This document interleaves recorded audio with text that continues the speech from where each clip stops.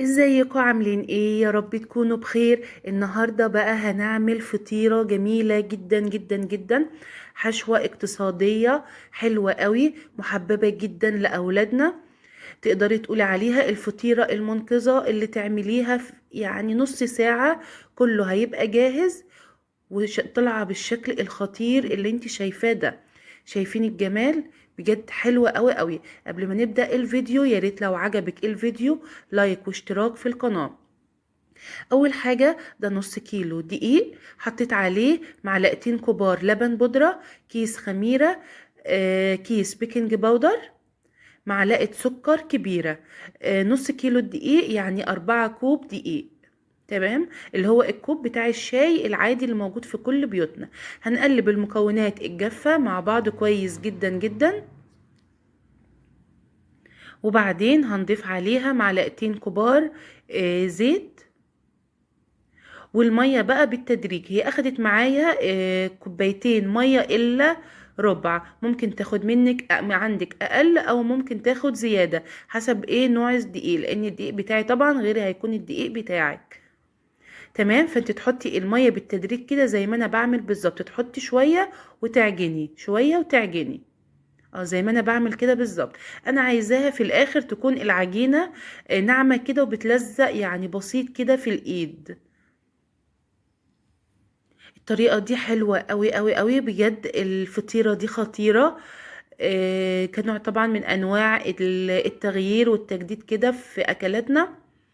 طبعا احنا داخلين بقى في الصيف بقى والاجازة وكده، والصيف يحب المخبوزات والمعجنات وكده، وطبعا اولادنا بيحبوا الحاجات دي جدا جدا. تمام، حلو جدا جدا. هبتدي بقى اعجن فيها شوية كده لحد ما تبقى ناعمة معايا وحلوة قوي. 7 دقايق كده افضل اعجن فيها. تمام اهي بقت جميلة جدا معايا زي ما انتوا شايفين، ناعمة كده، بتلزق لزقة بس خفيفة كده في الايد.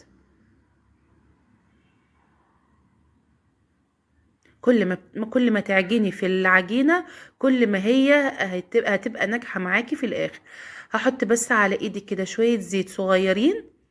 تمام، وبعدين اغطيها كده بكيسة، واحطها بقى على جنب تخمر براحتها. يعني هي انا سبتها نص ساعة كده عبال ما حضرت الحشوة بتاعتي والصلصة.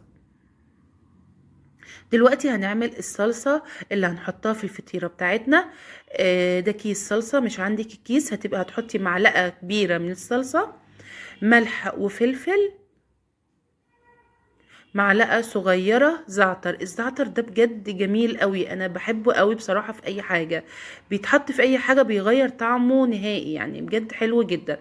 شوية زيت كده صغيرين، ونقلب. الصلصة دي تنفع معاكي جدا للبيتزا، بجد خطيرة، سريعة قوي، بتتعمل في دقايق اهو زي ما انت شايفة.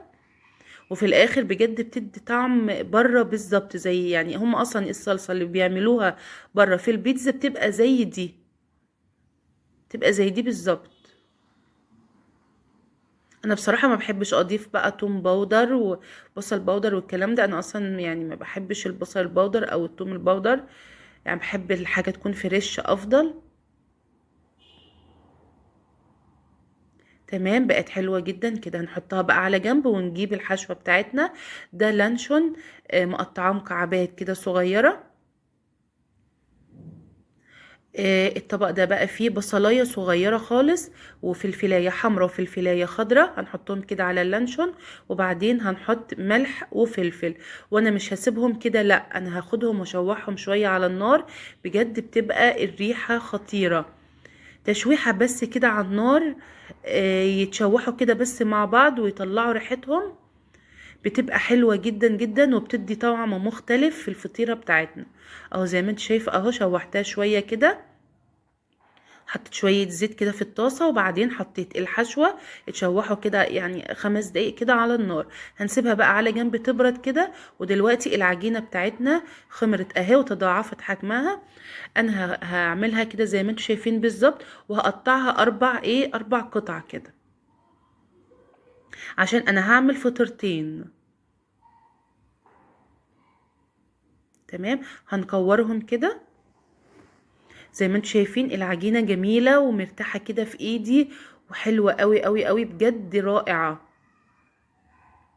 وده بسبب ان هي اتعجنت كويس واتخدمت معايا كويس، ومقدار المية برضو مظبوط بالظبط. ولو لسه ما عملتيش لايك، يا ريت لايك لو عجبك الفيديو. تمام، كورناهم اهو. هنحطهم بقى كده، وبعدين هنحط بقى شوية دقيق كده على الرخامة بتاعتنا، مش كتير. هنجيب بقى الكورة كده ونفردها. انا عايزة افردها بسمك رفيع، يعني بلاش تفردوها تبقى تخينة كده، لان هي لسه طبعا هتخمر في الفرن. هنفردها بقى اهو. تمام، هتفردت اهي معايا جميلة جدا جدا. هنلفها كده بقى على البلانشة بتاعتنا ونحطها في الصينية. الصينية طبعا انا دهناها زيت. نحط بقى الصلصة، وبعدين اهو شايفين الصلصة وجمالها، اللون تحفة، خطيرة بجد. وبعدين هنحط بقى الحشوة بتاعتنا، طبعا بردت. ما تحطيش الحاجة تكون سخنة كده، تسيبيها تبرد شوية. الحشوة دي بجد حكاية حلوة قوي قوي قوي، رغم بساطتها بس جميلة جدا. مش لازم فراخ بقى ولحمة والكلام ده، لا والله مش لازم خالص. كل ما الحاجة بسيطة كل والله ما بتبقى احلى. هنحط بقى شوية جبنة كده، موتزاريلا موتزاريلا مش كتير برضو. وبعدين هنفرد بقى الكورة التانية اللي هنحطها على الفطيرة بتاعتنا. اه شايفين السمك رفيع خالص، مش تخينة نهائي. هنحطها بقى كده كويس، وبعدين نقفل كويس جدا جدا من الجوانب اهو زي ما انتوا شايفين كده بالظبط. اهم حاجة تقفلي من الجوانب كويس جدا، خلي بالك. حلوة قوي. انا هضيف بقى على الوش لبن. اللبن حلو جدا، بدي نفس نتيجة البيض بالظبط. اهو شوية لبن كده اهو. وبعدين حطيت على الوش زعتر. الزعتر ده طبعا انا بحبه جدا، فبصراحة انا بحب اضيفه في اي حاجة. دي بقى تاني فطيرة. فردت برضو العجينة بنفس طريقة الاولانية بالظبط، وبعدين حطيت الصلصة. هنا بقى انا هحشيها جبن. حطيت شوية من الجبنة الموتزاريلا. غدوية بسيطة وسهلة قوي، مش هتاخد منك بجد يعني وقت خالص. وبعدين حطيت كده جبنة بطعم القشطة كده عندي. تقدري تحطي اللي متوافر عندك في البيت. وبعدين رشة من الزعتر، وحطيت شرايح اللانشون كده. مش لازم لانشون، اللي عندك حطيه.